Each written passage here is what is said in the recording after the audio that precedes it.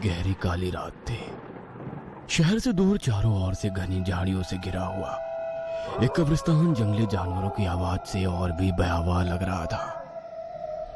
कब्रिस्तान के अंदर कुछ गर्भवती महिलाएं सफेद कपड़े पहने हुए दिखाई दे रही हैं।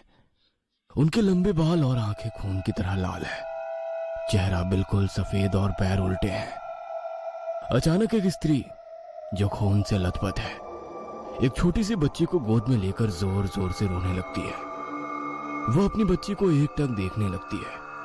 सुबकते हुए उसकी आंखों से खून टपकने लगता है और बच्ची के चेहरे पर गिरने लगता है। चेहरे पर खून की बूंदें गिरने से बच्ची अपनी छोटी छोटी लाल सुर्ख आंखें खोल देती है। उसकी मां सिसकते हुए उसके लिए गाना गाने लगती है। मेरी बिटिया रानी बने, महलों का राजा मिले, देखे खुशियों के मेले, दर्द कभी ना झेले। इतना कहते ही वो बेतहाशा चीखने लगती है। मेरी बच्ची ने इतना दर्द सहा है, अब कोई दर्द नहीं, इस दुनिया में कोई तकलीफ नहीं होगी तुझे। माँ की बात सुनकर बाकी की महिलाएं भी बच्ची के पास आकर उसे सहलाने लगती है। कुछ देर बाद आधी रात का वक्त था। जंगल के सुनसान रास्ते पर गाड़ी चलाते हुए सियारों के रोने की डरावनी आवाजें सुनकर अनिकेत के पैर कांप रहे थे। बाहर का मौसम बहुत खराब था। पिछले कई घंटों से तूफानी बारिश आ रही थी जो रुकने का नाम ही नहीं ले रही थी। खराब मौसम से जूझते हुए अनिकेत गाड़ी चला रहा था कि तभी उसके फोन की घंटी गनगना उठती है। हेलो, हाँ सुनीता बोलो। हेलो, आवाज नहीं आ रही है। हेलो। अनिकेत हेलो हेलो करता रहता है लेकिन फोन कट जाता है। अगले ही पल फिर से फोन बजता है। हेलो सुनीता बोलो ना। हेलो। तभी फोन की दूसरी ओर से एक बच्चे की आवाज सुनाई पड़ती है। Twinkle twinkle little star, how I wonder what you are. Hello Sunita, ये क्या मजाक है? सुनीता, ये कोई वक्त है मजाक करने का? अचानक से फिर से फोन कट जाता है। एक बार फिर से फोन बजता है। इस बार अनिकेत पसीने पसीने हो जाता है। देखो सुनीता, बस बहुत हो गया मजाक। पापा। एक बार फिर से बच्चे की आवाज सुनकर वो कॉल काट देता है। 2 मिनट बीते होंगे कि एक बार फिर से फोन बजने लगता है। कौन है? कौन बार बार सुनीता के नंबर से फोन करके परेशान कर रहा है? सुनीता, ये तुम हो? तभी दूसरी तरफ से उसे अपनी माँ की आवाज सुनाई पड़ती है। बेटा अनिकेत, मैं हूँ तेरी माँ। सुनीता को सिटी हॉस्पिटल में भर्ती कराया है, तू जल्दी आ जा। डॉक्टर बच्चे की जान को खतरा बता रहे हैं। न जाने अचानक बहू को क्या हुआ कि वो जमीन पर गिर पड़ी। अस्पताल में लाए तो डॉक्टर फौरन ऑपरेशन का बोलने लगे। तू जल्दी आ जा बेटा। मैं अभी आता हूँ माँ, आप बिल्कुल भी फिक्र मत करना। सुनीता और मेरे बच्चे को कुछ नहीं होगा। अनिकेत तेजी से गाड़ी चलाते हुए सिटी हॉस्पिटल पहुंचता है। वहां पहुंचने पर पता चलता है कि सुनीता ने एक बेटी को जन्म दिया है। मैं ना कहता था कि मेरे बच्चे को कुछ नहीं होगा। देखो माँ, मेरी बेटी और सुनीता दोनों बिल्कुल सही सलामत है। अनिकेत जैसे ही अपनी बेटी को गोद में उठाता है, वह बच्ची हंसते हुए उसकी ओर देखती है। उसकी खून जैसी लाल आंखें देखकर अनिकेत की चीख निकल जाती है। माँ, ये क्या है? ये बच्ची ऐसे क्यों है? माँ, इसकी आंखें, आपने इसकी आंखें देखी? अरे बावला हो गया है क्या? क्या हुआ है इसकी आंखों को? भली चंगी तो है। लगता है तुझे अचानक से ये सब देखकर सदमा लग गया है। वैसे भी अभी महीना भर बाकी था बहू की डिलीवरी में, लेकिन देखो सब ऊपर वाले की माया है। चल तू कुछ देर आराम कर ले। लेकिन माँ, ऐसी बात नहीं है, मुझे कोई सदमा नहीं लगा। सच में इसने अभी मुझे अजीब सी नजरों से देखकर हंसा। मेरा विश्वास करो माँ। अनिकेत बार बार माँ को समझाता है लेकिन माँ को उसकी बात का यकीन नहीं होता है। कुछ देर बाद अनिकेत घर लौट आता है और अपने कमरे में आकर आंखें बंद करके लेट जाता है। तभी उसे लगता है कि किसी ने उसका गला दबा रखा है। कोई बचाओ, कौन है? जो तूने किया है उसे भुगतने का समय आ गया है। अब तुझे कोई नहीं बचा सकता, चाहे जितनी भी कोशिश कर ले। अब तू नहीं बच सकता। वो आ गई है, आ गई है वो। अनिकेत के गले पर पंजे की पकड़ और भी तेज हो जाती है और वो दर्द से छटपटाने लगता है कि तभी उसकी नींद टूट जाती है। ये क्या था? ये सब एक सपना था क्या? हाँ, सपना ही था। इतना कहकर वह जैसे ही अपनी गर्दन पर हाथ फेरता है उसे वहां पर खून दिखाई पड़ता है। अगर ये सपना था तो फिर ये खून कहां से आ गया? मेरे साथ ये सब क्या हो रहा है? मैं पागल हो जाऊंगा। क्या सच है क्या सपना, कुछ समझ में नहीं आ रहा। मुझे बहुत डर लग रहा है। पहले वो फोन कॉल, फिर बच्ची और अब ये सपना। कुछ ना कुछ गड़बड़ तो जरूर है। इस घटना के बाद अनिकेत बहुत घबरा जाता है और 2 दिन तक अस्पताल नहीं जाता। 2 दिन बाद सुनीता अस्पताल से घर आ जाती है। रात के समय सुनीता गहरी नींद में सो रही थी कि अचानक बच्ची के रोने की आवाज से अनिकेत की नींद खुल जाती है। सुनीता, सुनीता, उठो, लगता है बच्चे को भूख लगी है। Sunita.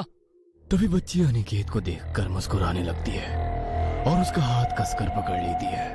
Twinkle, twinkle, little star, how I wonder what you are.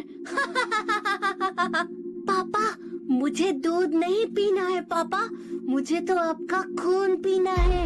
उससे ही मेरी भूख शांत होगी। आओ ना पापा, मुझे बहुत भूख लगी है। पापा आओ ना। सुनीता, सुनीता, बेरी हो गई हो क्या? मैंने कहा उठो और इस बच्ची को लेकर यहाँ से जल्दी बाहर निकल जाओ। आना नहीं इसे लेकर मेरे पास। यह इंसान नहीं है, शैतान है, शैतान। अनिकेत की चीखने की आवाजें सुनकर अचानक सुनीता भी नींद से जाग जाती है, लेकिन अनिकेत को सुनीता की जगह कब्रिस्तान में घूम रही नैना दिखाई देती है। तुम यहाँ कैसे? ये कैसे हो सकता है? तुम तो मर चुकी हो। मैं मरी नहीं हूँ, तुमने मारा है मुझे। याद है या भूल गए? बोलो, याद है या मैं याद दिलाऊं? नैना अपनी कहानी सुनाना शुरू करती है। मैंने कितना भरोसा किया था तुम पर। मैं तो गांव की एक भोली भाली सी अनाथ लड़की थी। मेरे अकेलेपन और अनाथ होने का खूब फायदा उठाया तुमने। मैं भी तुम्हारे जैसे शातिर आदमी की असलियत नहीं पहचान पाई।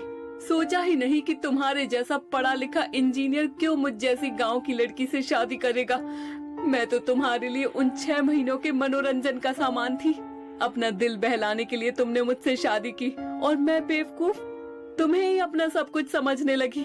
जब शादी के 2 महीने बाद तुम्हें पता चला कि मैं गर्भवती हूँ तो तुम्हारे तो रंग ही बदल गए। रातों रात तुम वो गांव वाला प्रोजेक्ट छोड़कर शहर भाग गए। लेकिन मैं भी हार मानने वाली नहीं थी। अपने बच्चे की खातिर मैंने तुम्हारा पता ठिकाना खोजने का प्रण लिया और शहर आकर तुम्हारा पता निकालने लगी।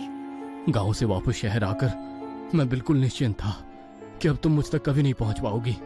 लेकिन 1 महीने के बाद जब मैंने अचानक तुम्हें शहर में देखा तो मेरे होश ही उड़ गए। मुझे डर था कि कहीं तुम ये सारी बातें मेरे घर या ऑफिस तक ना पहुंचा दो। अपनी पोल खुलने के डर से मैंने तुम्हें रास्ते से हटाने का प्लान बनाया। अब मैं छिपकर तुम पर नजर रखने लगा था। मैं जानता था कि तुम शहर में मुझे ही ढूंढने आई हो।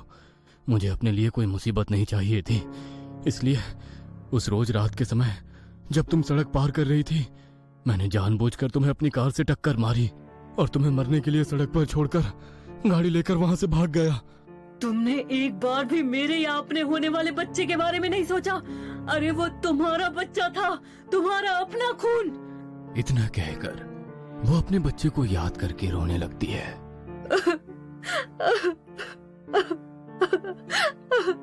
मुझे माफ कर दो नैना, मैं नहीं जानता था तुम गर्भवती हो जाओगी। मैं पहले से ही शादीशुदा था, बचाकर भी तुम्हारे बच्चे को नाम नहीं दे सकता था। इसीलिए जब तुमने बताया कि तुम प्रेग्नेंट हो तो मैं घबराहट के मारे उस रात गांव छोड़कर भाग आया था। जब उस रोज तुम मुझे ऑफिस के पास रात में दिखाई पड़ी तो मुझे कुछ समझ में नहीं आया। मुझे लगा शायद ऐसा करने से मुझे सारी परेशानियों से मुक्ति मिल जाएगी। मैं अपनी गर्भवती पत्नी को ये सब नहीं बता सकता था, इसलिए रात के अंधेरे का फायदा उठाकर मैंने तुम्हें गाड़ी से कुचल दिया। इतना कहकर अनिकेत जोर जोर से रोने लगता है। तभी अनिकेत की पत्नी उसके सामने आ जाती है। ये सब क्या बोल रहे हो तुम? कौन है ये नैना? क्या किया तुमने उसके साथ? तुमने खून किया है अनिकेत? छी, कितने गंदे आदमी हो तुम। मैं एक पल के लिए भी इस घर में नहीं रह सकती। नहीं सुनीता, मुझे माफ कर दो, मैं तुम्हें खोना नहीं चाहता था, बस इसलिए। तभी सुनीता के शरीर में नैना आ जाती है। अब तू क्या करेगा? अब तो तेरी सुनीता को भी तेरी सच्चाई का पता चल गया। अब इस दुनिया में तेरे लिए कोई जगह नहीं है। तेरे पास बस एक ही रास्ता बचा है। अब तू भी मेरे साथ चल। नहीं, छोड़ दो मुझे, नैना मुझे छोड़ दो। मैं तुम्हारे आगे हाथ जोड़ता हूँ, मेरी बच्ची का जीवन खराब हो जाएगा। उसने तो अभी अभी इस दुनिया में आँख खोली है। उस बेचारी को मेरे किए की सजा मत दो। तेरी बेटी नहीं है ये। तेरी बेटी को तो मैंने पैदा होते ही मार डाला था। बाप के कर्मों का बोझ औलाद को ही उठाना पड़ता है। इसे मैंने पैदा किया है। ये मेरी बेटी है जो अपनी माँ की अधूरी जिम्मेदारी पूरी करने के लिए आई है। पापा, आज मैं तुम्हें भी अपने साथ ले जाऊंगी। पापा, तुम भी गाओगी ना जैसे माँ गाती है, ट्विंकल ट्विंकल लिटिल स्टार। देखो, मुझे छोड़ दो। ऐसा कैसे हो सकता है? ये बच्ची चुड़ैल नहीं हो सकती। ये तो मेरी और सुनीता की बच्ची है। ये सब क्या हो रहा है मेरे साथ? मुझे छोड़ दो। हम दोनों को मार दिया था ना, फिर तुझे क्यों छोड़ दे? तू तो मेरा पापा है, तुझे तो हमारे साथ चलना ही पड़ेगा। मेरी माँ को तड़पा तड़पा कर मारा था तूने, अब तू मरेगा। इसके बाद चुड़ैल और उसकी बेटी मिलकर अनिकेत पर हमला कर देते हैं और अनिकेत की रोंगटे खड़ा करती चीखें सुनाई देने लगती है। अगले दिन सुबह अनिकेत की खून से सनी लाश उसके कमरे से बरामद होती है।